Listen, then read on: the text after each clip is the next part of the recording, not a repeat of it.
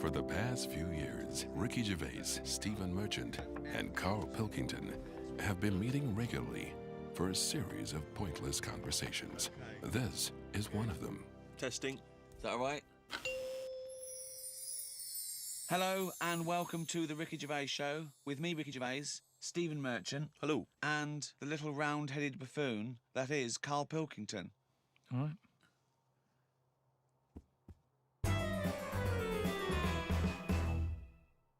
What is art? It's a very broad term. It's a very difficult one as well. Well, let me throw that question over to Carl Pilkington.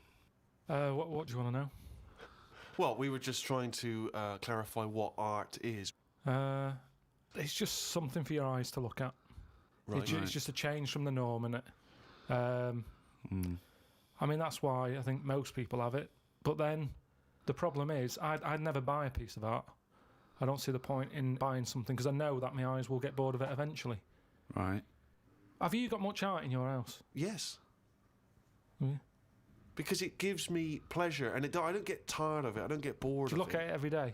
Well, it's there, isn't it? It just adds but other things a are pleasure there. to Dust it. is there, but Surprisingly, I've not compared I think art I've to dust as often as I perhaps should. But the thing about, and this I think may be intriguing to you, Damien Hirst, of course, is more of a conceptual artist like Tracy Emin, and a lot of what contemporary art does is followed on from a guy called Marcel Duchamp, who I'm sure you're familiar with. Now, he famously took a gentleman's white urinal like you'd find in a pub toilet, and he put it on its side, and he signed it with a fake name, and he put it in an art gallery. Now, he did that in about 1917, perhaps a bit later. it just annoys me because there'll be snobby people who haven't got a clue, and they're looking at that and they go, "Oh yeah, see what he's trying to say." Well, that might make them think. They might. Damien Hirst, I don't feel angry with Damien Hirst really because he's getting away with it. But why does that annoy you? Because it's people falling into the trap. Damien Hirst, before he dies, I bet he goes, "What a laugh that was. I had everyone on." There's a very good point as well, because some people think that the greatest art form of the last 100 years is marketing. Yeah. Some people say that is his art, that it's not good enough to do it. You've got to then get away with it. And if the point of art is to inflame, I don't think anything inflames people more than the discussion about whether something's art, or if someone's taking the piss, or if someone gets 50 million for something, do they deserve it? Is it worth a hospital? Well, what do you think? What do you think of the shark in the tank? I think I was blown away by it.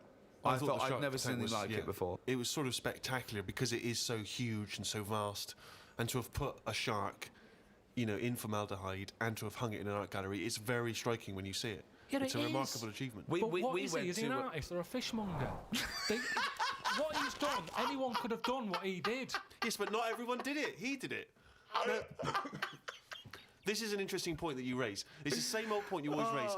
Not anyone could have done it. That's always the same point you make. Anyone could have done it. Carl, but they didn't do it. You could say the same about Michelangelo. Is he an artist or a painter and decorator? Well, it hasn't caught on, has it? Like the crying boy photograph. No one's having them in their house. No one's gone, "Oh, have you seen this? Have you seen the new trend, a shark in a tank?" No one's got the room. No one wants it. And that, to me, shows you what's popular. At the end of the day, if everyone wants one, he's got to be good, hasn't it?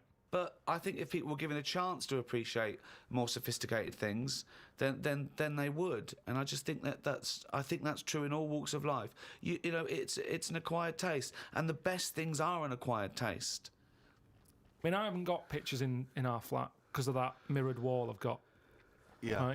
Right. So I mean, it's tiny. You've been in it.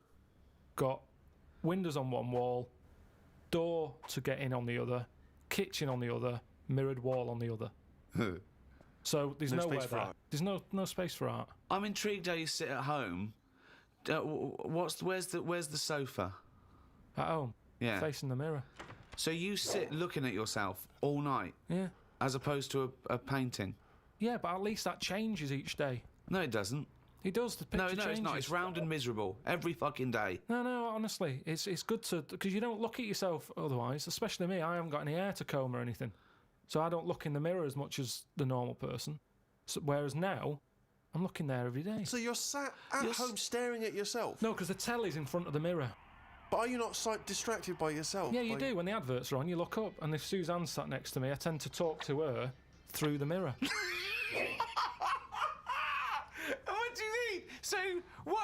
look at her when you talk to her? Well, you don't have to turn your neck or anything. There's no neck usage going on. I can just look forward. I look at the telly, lift the eyes up, look in the mirror, look at me, look at her. What does she do? Look No, back at you in the we're used to mirror. it. There's nothing wrong with that. It's like there's more people in the room in a way. It's like, And they're further away. there's nothing odd about that. Why wouldn't you use... It doesn't matter. Your Sorry, eyes, remember, your why eyes wouldn't are you still... talk to your girlfriend via a mirror all the time? Is that your question? Well, no, I think it's quite normal. If your head is facing a mirror where you can see everything in that room, remember, it's a small flat, I can see everything that's going on in there without moving my head. Stephen Hawking would be well happy. So I can look forward, she's sat next to me.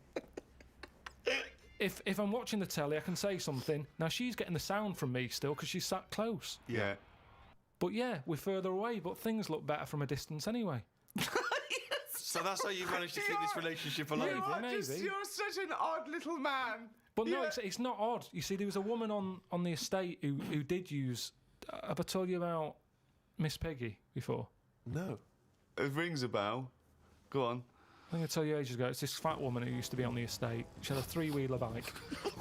And her Push husband... bike, pedal bike. Yeah, like a tricycle thing, but a big one. Right. She used to sit her husband in the basket in the back. Cycle about, what have you. Yeah. She was known as Miss Piggy. Anyway. Oh, is this the one that she used to beat him up so your dad pretended to be a policeman? Yeah, that's it. Anyway, well, the way she used to communicate, she used to always go in quick save and nick biscuits.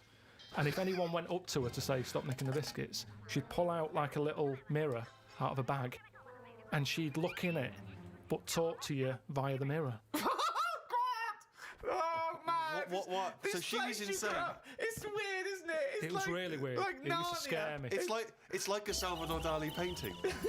you exist in there. Yeah. It's really, really So weird. hang on. So she used to talk to people through the mirror because she was mental. I couldn't sit, watch the telly, and look at me watching the telly in the mirror all night. No, That's no, weird. that would be Why? really weird. It's really weird, Carl. I'd be very conscious of myself. No, I Conscious of the think way it I'm sat. gives you confidence and that. And if you are Gives you sort of... confidence. Well, yeah, because you're seeing yourself more and you pick up what habits you do and stuff like that. So what have you changed through your viewing of yourself? I sort of grew a beard the other week, just something different to look at for a bit. And then you get sick of that. It's like a piece of art. Change that, have a bit of a shave. Can you see the back of the telly in the mirror? A little bit, yeah. If the flat's a mess, it's a mess twice. Oh, God. Oh. Sculptures. What do you think of sculptures?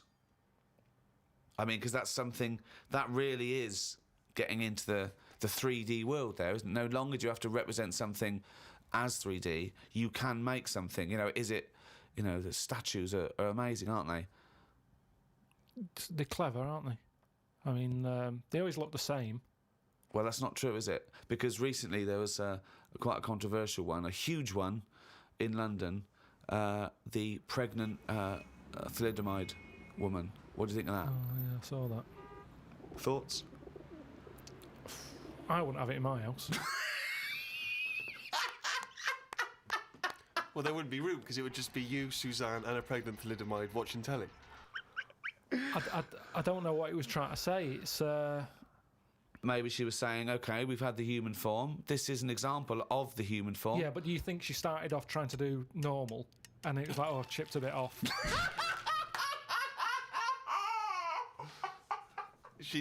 One of the arms got chipped Well, off. it makes you wonder, doesn't it? And why? You see that square, Trafalgar Square, you got that. Nelson's column, he's got one arm and a leg missing or something and a patch over his eye. Then you've got the thalidomide. Why can't they just do a full person?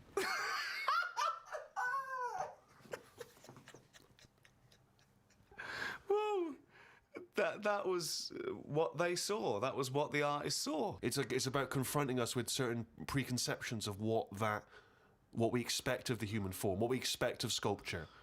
It's probably a little ironic comment as well on the famous Rodin. It's been wrapped up with all kinds of ideas of maternity, of the human form, of what sculpture is. Why wouldn't you put that in a big public place? But what about the subject? Did you think, who's that subject? Who is that woman? No, not really, because the thalidomides are around, and we've all seen one. It's not like a shocking image. It's one of life's little things that it chucks out. There's some out there, so it's not Amazing. shocking, is it? I don't understand what you mean. I think what I thought is it just goes to show we're sort of running out of ideas. What do you think of people who are so angry at art they try and censor it or they try and destroy it? Do you think art should ever be censored? It's where you put it. If it's in a gallery, then it doesn't have to be censored. If it's in Trafalgar Square, where everyone's wandering around having a nice time, you don't want a 12-foot cock. So it's all about where you put it. I think some art looks better because of where it is. Angel in the North, that's a bit of art, but it's a bit of a surprise, isn't it? You're driving along a miserable motorway. Yeah. Oh, what's that over there? Gives you something for your eyes to look at again. Motorways are the most boring place to drive. But you go, oh, look, there's a bit of art over there. Yeah, but Stick that then Angel again, in should the you be North. looking at art when you're going at 70 miles an hour along a motorway? Well, yeah, because it's really big. You can keep your eye on it and Look in the mirror. It's not a problem. Wait till you go past it and look in the mirror like normal. So you like the Angel of the North, Because it's something in the middle of nothing. right? But if you put it somewhere else, Stick it in Trafalgar Square, you'd go, oh, more clutter.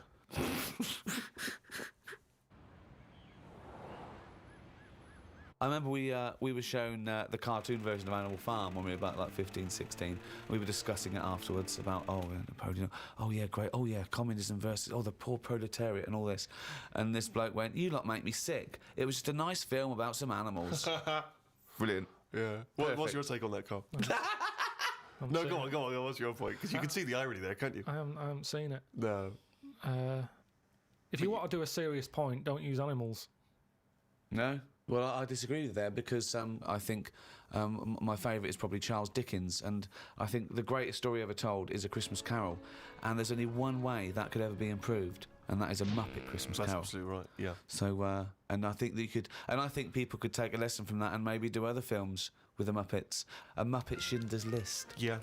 I mean, you could make it so moving, couldn't you? Schindler's List in space. Miss Piggy's Choice. Well, we talked about that. What? About things like that in art as well. Do you think that bringing something so serious to the masses, like films do, things like the Holocaust and like Sophie's Choice, where she has to choose which child lives and dies. Why did she have to pick? Well, because the Nazis were horrible, nasty, evil people. And which one did she pick? I don't think that's the point. I don't think that's the point. I love the idea that this is not a betting game. No, but I imagine this is like Deal No Deal. It's kind of you're down to the last two. Which one are you going to go for? God. But why did you ask which one did she choose? Because even if he'd said the names, Robert and Alison, what difference would it make? You don't know the story. Why is No, it because that then you've I'd ask more. I'd ask more then. If you said Alison, I'd go, what was it with Alison? What did she have over Robert? That's what films are meant to do. You question it. Whenever I watch a film with Suzanne, I always say at the end, what was going on there? That's because you're an idiot. Christ! That's because you've just watched Muppet Christmas Carol and you can't understand why a frog's able to talk. I'm all for films with a good storyline. Yeah. Brilliant. That's a perfect point. One extraordinary point. He's gonna follow this up, mate. He's gonna follow He's got this up. something there. He's got Come something on, here. Carl. Go on then. What's your no. take on films? Films are really good. You can get lost in them. Right. And You like one with a good story? I mean, whenever anyone asks, it's always the same. It's Elephant Man. It's Kez. Mission Impossible 2. Mission Impossible 2. These are what you consider the great works No, I'm of just film saying art. these are ones that I've enjoyed recently. There's so many films that I haven't seen, yet you always say, oh, have you seen so-and-so? You Well, love Mission it. Impossible 1. There's good news for you. 3's out. That's true. One of the most striking art exhibitions that I ever attended, Carl, was an exhibition of outsider art. Something I'm sure you're very familiar with. Outsider art, of course, is work that is made by people who are often institutionalised for mental health problems, or they are just incredibly, the people who aren't in any way part of the art establishment. Well, right up to psychopathic murderers, clinically insane mass murderers would count as outsider art. I went to an outsider art exhibition in New York. It was incredible, and I bought a painting of this guy. He's a chronic schizophrenic, and he paints in tar, like road tar, that he gets from roads, and he paints in that on wood he finds in sort of skips, and it's incredible because it's sort of like scratched in, and it's amazing. And there's this thing of Jesus being helped down off the cross. Admittedly, I was walking around there going, this is fucking mental, and James was going, you've got to stop saying that, because of course some of the people are mental. There was one bloke who done a sculpture of a skull, right? And underneath, it was like a little head with his teeth. Underneath, he'd put a sign that said "real teeth."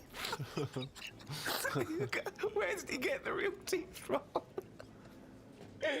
What I think is interesting about that is how much therapy it provides for these often mentally unstable people, which is another important value of art, of course. People's self-expression, people being able to give a little piece of themselves through their work. Do you not see any value in that? How do you express yourself? Whistle. You whistle. Yeah, I found over Christmas I whistled a lot more than I usually do. And I think that was just freedom. What do you mean freedom? It's not Right, freedom. expand on this point, if you would. Well, that's what art is, isn't it? It's you being free of all the world's heaviness on your shoulders. See, that's a great quote, that. That's great, that. For art is freedom. I love that, because I think you've really hit on something there. Would you include the free of all the world's heaviness? Well, I know what you meant. I know what you meant there. Would you include that one in it? I mean, I would include the world's heaviness in my freedom. You know, some artists are attracted to the dark side, the heaviness of the world. But I just want to return to you whistling as your artistic expression of freedom. I mean, why did you find yourself whistling more? That's what was weird. So Got just a few take us days through a typical day. When would the whistling begin? So this was that you spent Christmas down in Kent with Suzanne and her parents. Yeah. Could I suggest something? Your freedom was thinking, I'm in my own place now, I'm going to annoy them. Well, it was mainly, it's when we were playing Scrabble. And they were taking ages to have their go. And couldn't have the radio on because the boiler affects the radio. You've got boiler problems down in Kent as well? It works, it just gives something off. Every time it kicks in, the radio goes all staticky. Right. So I just was sort of supplying the soundtrack. And what kind of things would you be whistling? It was like, I just sort of did a whistle medley. It was going from one thing to another. A Wedley. And a man was impressed. She was like, oh, you can whistle, can't you? I was going, yeah. And then she was saying, how loud can you go? I was just doing all different levels. Sorry, this sounds like a scene from One Flew Over the Cuckoo's Nest. The boiler's setting off the radio. I can whistle. Oh, you're good whistling, aren't you? Oh, yeah, Scrabble. Talk about outsider art. I love the fact that Carl's life is like living in a home when you're in your 80s. Yeah. But you felt that this was your way of expressing yourself. I just found it odd because I don't whistle that much. I think just because I think I'm fed up most of the time when I'm in London. And you don't whistle when you're fed up. Whistling's a happy thing. You never get an angry man suddenly breaking into a Well, whistle. the people who aren't whistling are usually pissed off. But yeah, the bloke who's whistling, it's like, it's the least. He's the least annoyed person in the room when someone's whistling. Same as holding a drill. The only person that noise doesn't annoy is the bloke who's drilling. Everyone else wants to punch his face in. Same with whistling. Whistling, there's no point in whistling. No, there is. No, there's not. Don't know. I mean, our window cleaner was known as like, that's how you knew he was there. He always whistled. And in the end, he fell off his ladder, broke his front teeth. Oh. Retired. What, because he couldn't whistle? That was it. It was like, Well, yeah, he whistled all the time. Can't whistle, Well, yeah. can't clean windows. It's a bit tragic. Could he take along a whistle? Just pop that in his mouth. Yeah, I suppose he could have done. I didn't think of that. What about a flute? Or a recorder? Not London's burning again. Fucking clean the windows and then fuck off. He didn't really think this through, did he? He retired at the age of 28. And his whole family were bankrupt. With no teeth. Yeah. And just a bucket and a Why aren't squeegee. you working, Dad? Because I can't whistle. I can't whistle anymore. And if the day you give up whistling is the day I give up window cleaning. So you never whistle? No. I can't really whistle very well. No. I don't whistle, but I can whistle better than that. What, you did this for hours on end while playing Scrabble? About 2 hours. 2 hours?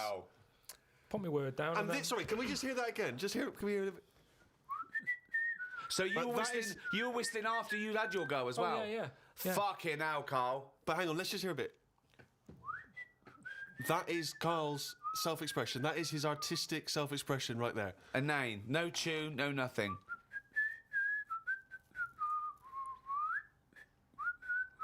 There's mental patients who have smeared canvases with shit who have expressed more than you have in that. Yeah, but it's not about other people. I'm not there to please other people. You're there to annoy him. What was the best word you came up with in Scrabble?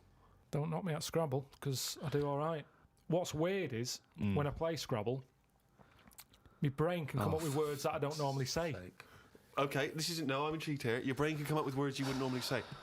Just words that I'd never drop into a sentence. Tree, cat. Go on. Squirm. That's using a Q. It's worth 10, that. It's not bad, is it? Now, I'd never say that. I've never heard you... I don't think I've ever heard you say squirm, no. I don't think you're right, Carl. I've never heard you say squirm. Weird, isn't it? Yeah, it is weird. And yet your brain popped that one out. And then, yeah, when it wasn't my go, just... Anyway, so that's sort of doing art for yourself as opposed for other people. I don't think you can count what you just did then as art. Hobby maybe, craft, pastime. I don't think you can count that as art. I'm not being funny. I'm being a bit snobby here. But I think there's a difference between Beethoven and... Squirm. There's a Q in that.